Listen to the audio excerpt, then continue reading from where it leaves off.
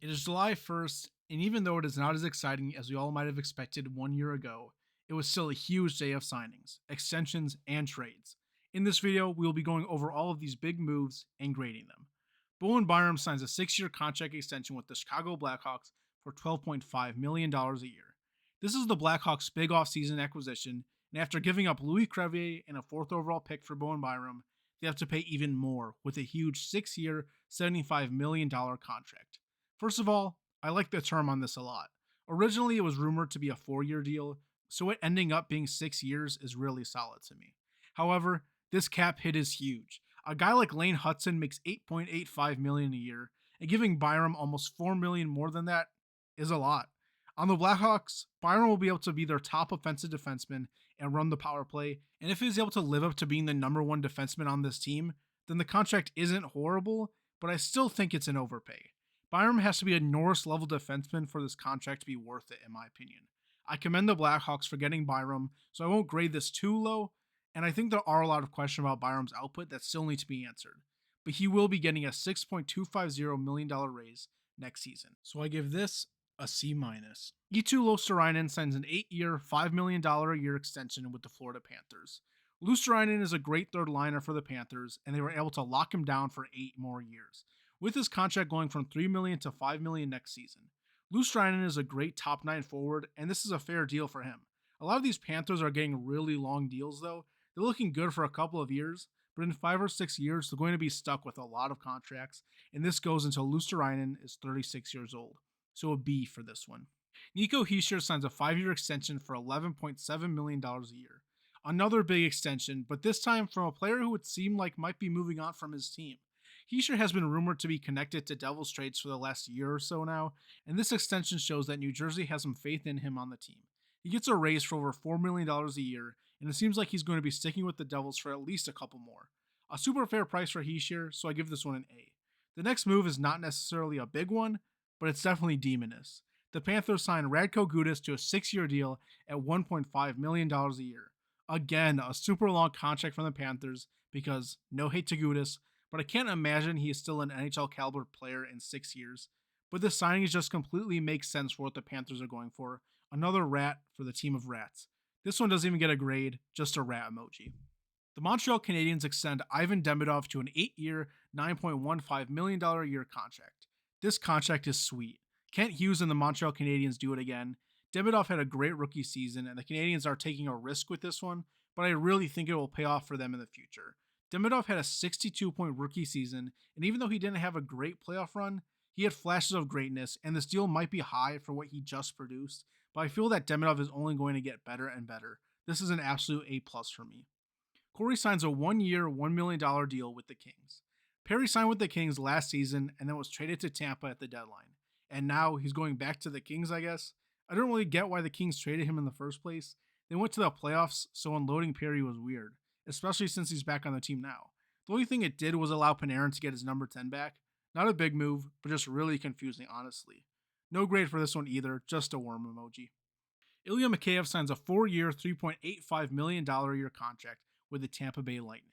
This one hurts for me because Mikheyev was my favorite player last season.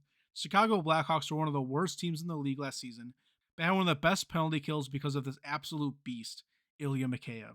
This really annoys me because Mikheyev wanted to stay in Chicago, and I feel like he's a super valuable piece on any team, and this contract is really good for him. He's the best penalty killing forward in the league and has great bursts of offense. Tampa Bay fans, you're going to love this dude. I'm so jealous that you picked him up. An absolute A+ home run in my opinion. Tyson Foerster signs an extension with the Philadelphia Flyers for 8 years at $7.1 million a year. The Flyers try to lock down their core and they start with Tyson Foerster with a big contract.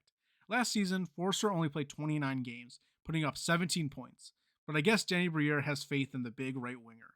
For a player as unproven as Foerster, this feels like an overpay, but I'm sure the Flyers see the value in all the other aspects of his game besides scoring. If Foerster breaks out in the next couple seasons, he can easily live up to this contract. But if he continues to have injury trouble, this could turn out pretty bad.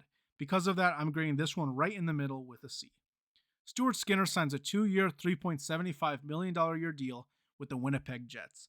This move might say more about the Winnipeg Jets than it does Stu Skinner. Skinner is a borderline starter in the league, and it seemed like the Jets were okay goaltending wise. This might mean that they are moving on from Hellebuck, or maybe they just want to have some extra insurance if Hellebuck is out. Comrie wasn't great last season, but the Jets are pretty dependent on goaltending when it comes to their style of play, so if Skinner's a $3.75 million backup for Hellebuck, that isn't too bad. A B in my book. The San Jose Sharks signed Jacob Trouba to a 4-year, $8.25 million a year deal. I praised Mike Greer a few days ago, but this deal is a lot. 8.25 for 32-year-old Jacob Trouba is a lot. Especially with all of the young players on the team, money will become very tight very quickly in a few years. I like Trouba as a guy, and I feel like he'll be a good leader for this team and bring some good physicality, but like I said, this is a lot. Sherwood's contract is about to kick in, and Smith and Celebrini are not signed yet. I mean, Celebrini is going to get like $15 million a year. We'll get to some other Sharks deals later, but they took on a lot of cap today. But in a vacuum, this one gets a C as well. The Toronto Maple Leafs signed Sergei Bobrovsky to a 3-year, $7 million a year contract. On the surface, this is a big acquisition. Like, wow, Bob on the Leafs. They're making a run to the cup. But I feel like a lot of people are forgetting that Bobrovsky isn't that good anymore. Like, he had an .877 save percentage last season.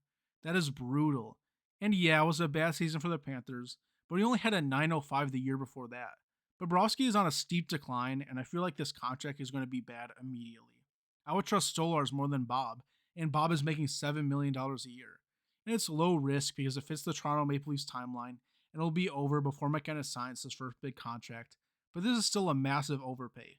And if your argument about his stats is that the Panthers were bad last season, look at other goalies on bad teams. Spencer Knight had a .902 on the bottom 2 Chicago Blackhawks. Thatcher Demko, who played on the worst team in the league, the Canucks, for 20 games, had an .895. And he's held together with duct tape and bubblegum. Great goalies still have halfway decent stats on bad teams, and Bobrovsky's stats are not even close to decent. Prove me wrong next season though, Bob, but this is an F for me.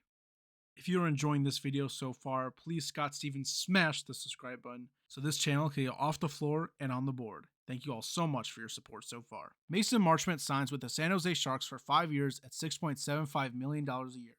The Sharks continue to spend money, and with Marchment, this is honestly an overpay.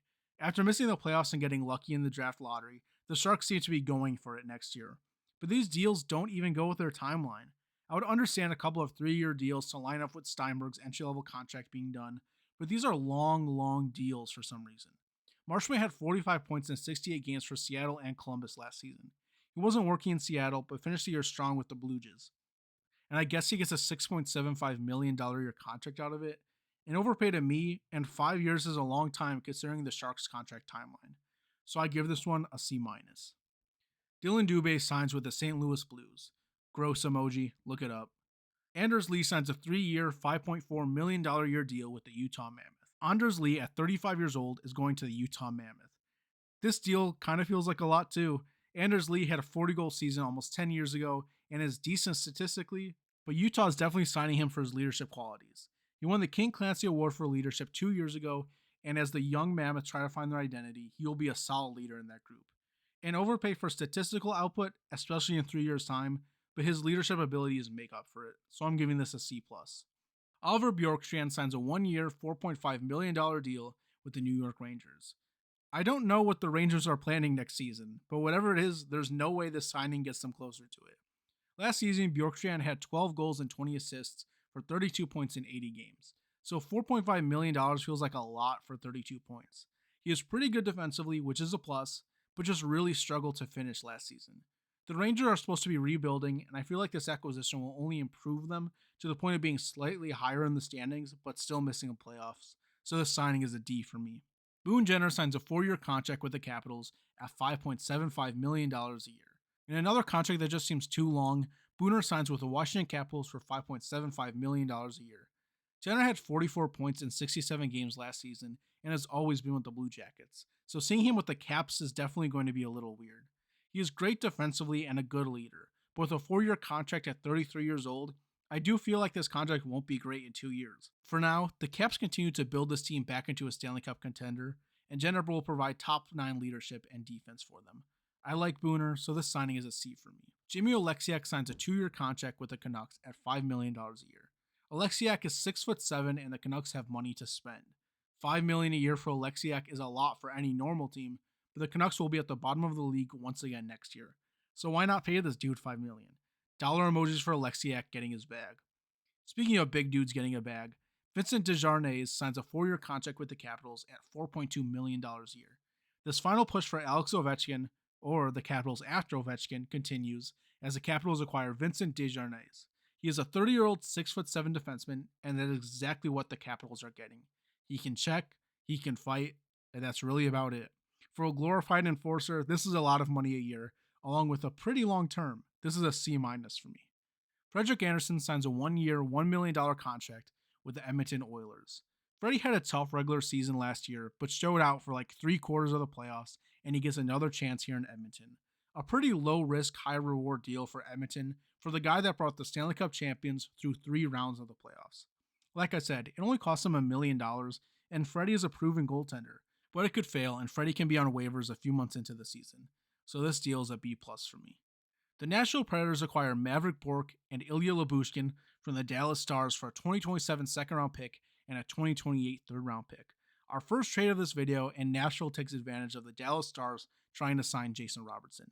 Still no guarantee that the Stars are actually able to keep Robertson, and they are now losing Mavrik Bourque.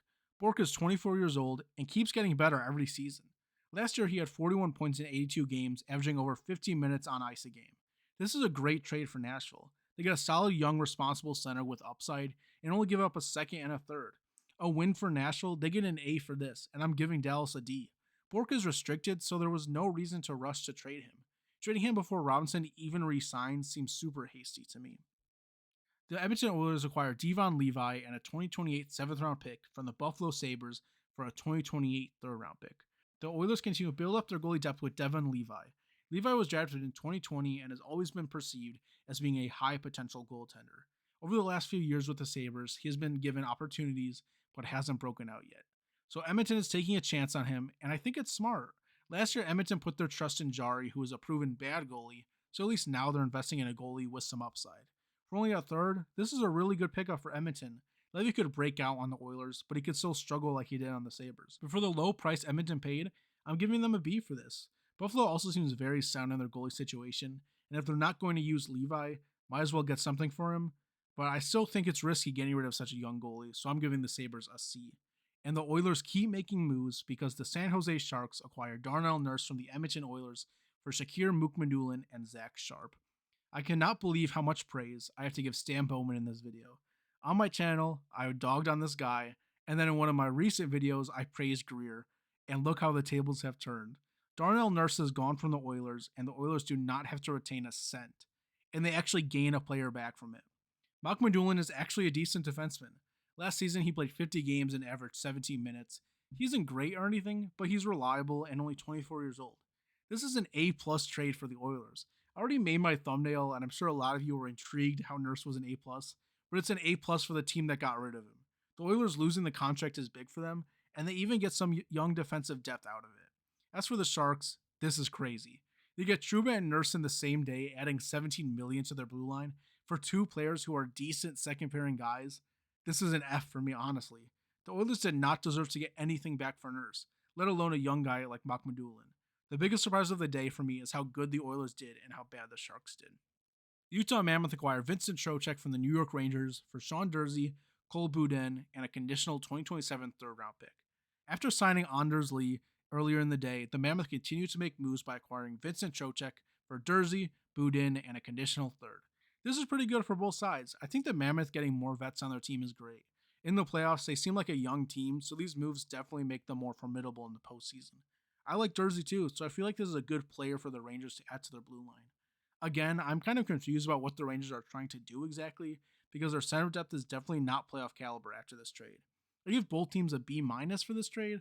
I feel like both teams will enjoy having their new player, but I feel like the holes they leave will be felt unless they have more moves planned. And instead of filling that center hole, the Rangers just get more defensemen when they acquire Marcus Pettersson from the Vancouver Canucks for a conditional 2030 first-round pick.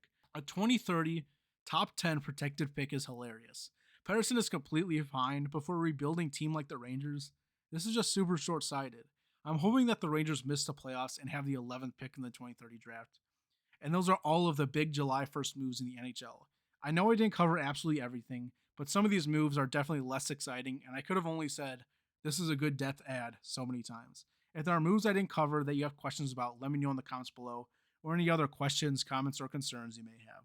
Like if you enjoyed this video, and subscribe for more.